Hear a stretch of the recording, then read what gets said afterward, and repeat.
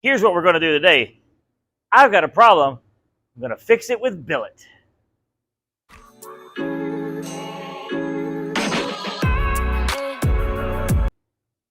Y'all know me. When it comes to pit bikes, I ride them as hard as I can and put them up wet and whatever the saying is, and just ride them until they break and I have to fix something. The problem that I do constantly have to fix, and I am completely tired of it, is replacing these chain adjusters, which these are bent again. And they bend right up here.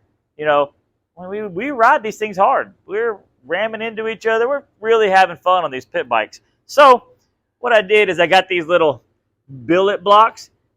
You wouldn't think these make a huge difference, but they do. They're super cheap, super awesome. And what they do is, if you look here, the part that bends on the factory ones is that stamp spot where it's like welded on or stamped on.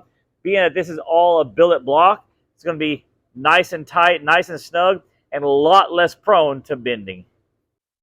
This may be one of the easiest installs I've ever done. It's so easy that this video is probably going to be short, hopefully informative. But what we're going to need is a 19mm socket with a ratchet, a 14mm socket with a ratchet, two 10mm, and just so you know, you don't have to have the gold one. I have the gold one because maybe I'm better than some people, but gold? Yes. Anyhow, and we need something to push the axle out and keep the wheel in place. You can use a big screwdriver, something like this. I also have this old beat up thing that I've had for many years that I actually use for this. And then we'll take this off. So it's pretty simple. Let's break this axle nut off, push this axle out, and show you the next step.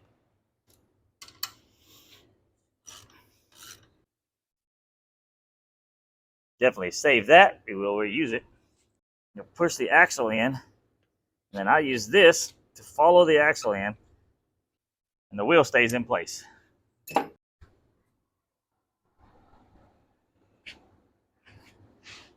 As you can see, it's welded on to the end of this threaded shaft and then stamped down. That area right there, you see how weak that little transition is right in that area? That's what bends. Here, as you can see, it has the area here that not only protects the nut as it's in there to keep it from getting tore up so you can get it on and off in the future. It also creates a ridge that strengthens this and makes these last so much longer. Let's show you how easy it is to get it put on. First thing we need to do is take this old one off. We'll slide it down. Now, get a rag that has like some way to get in there, clean those threads, get all the dirt off of this. Very important, because when it goes back in, you're going to want to be able to get it off later. You saw how mine pushed out. This bike has many, many hours. That's because of a small bit of preventative maintenance that I'll show you here in a second. Next, what I like to do is take these, line the holes up, and go ahead and adjust your adjuster nuts at least close to where they were before. There we go. This will be a perfect time to adjust the chain. I'll show you how to do that too. Then we take this. We're going to slide it on there. Fits in there good and tight. As you can see, there's no wobble. There's no movement. Actually tighter than what these metal ones fit on there as they go back and forth. Great thing about machining. So up next, you want to take some good grease. It doesn't have to be great grease, but just some good grease. And we're going to put a small, thin layer on this. What this will do will, believe it or not, seal a little bit of, I guess you call it, keep grime from building up in between where the wheel spacers are, the wheel bearings, and where this all fits together. Keep it from galding and make it come out easier and go in smooth. Let's get it in. Just like how we took the axle out, line it up with the axle pusher, whatever you use for that, and then slide it out as this slides in. That one's on. Let's get the other side on and let's get it tightened down.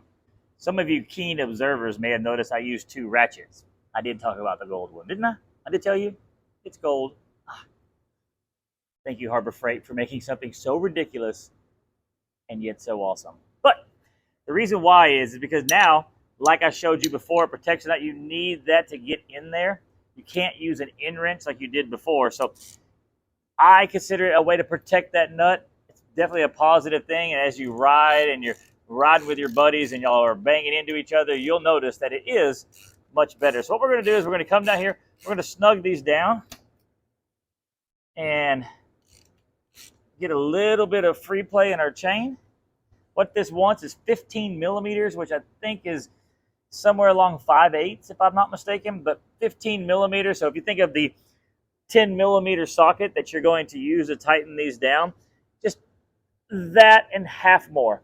That's about how much movement you want out of this chain. Now, just real quick, I have a shock extension on this. I built a little shock extension to make the rear end a little bit lower.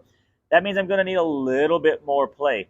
The reason why is as this axle travels up through the rotation, it gets farther away as it comes up. So the chain's going to get tighter. So you don't want it over tight and you don't want it under tight, too loose, or whatever the right way to say that would be. So we're going to adjust this chain and then we'll go out and rip some pit bikes. Just like on the factory ones, there's no marks here or whatever. What you do is you line up this front edge with the marks here. You want to make sure that this is perfect.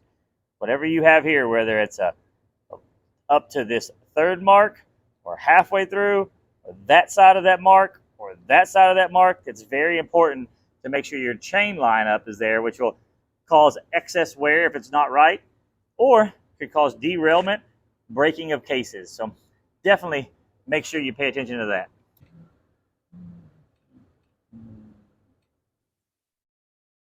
Looks spot on to me. So now what you want to do is roll these up till they're just hand tight. Remember, you have a little tension on this with the axle being just tight enough to where you can shimmy it, but it's hard to move. You'll do that. You'll touch those like that. The reason why you do that is just to hold them up there. Don't put the wrenches on them yet because you'll wind up pulling this back and get your adjustment out. So we'll do that. I'm also still running my chain guard. So I have the chain guard on there. So there's a lot of times you take a screwdriver or something in there, roll back and force the chain tight, which will pull that forward. Well, unfortunately, you can't do that right now with this setup. So what we're going to wind up doing is using a rag, put a rag inside there between the sprocket and chain. And then that rag, as you can see through here, is pulling this axle forward, pulling the wheel tight. So we'll put it on there, make sure it's pulled tight, then we'll snug our axle down and get it set to just right, you know. I know y'all don't come here for actual torque specs, so. All right, now let's tighten these adjusters up. I'm going to take this chain tensioner out, adjust this. As I said, I have a little more than I should because I have the taller shock. So take this, we're going to bump it up tight to it. We're going to do the same thing on this side. Bump it up tight. Then we'll take our lock nut behind it, tighten it down.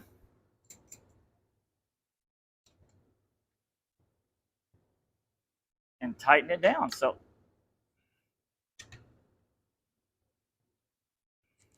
there we go.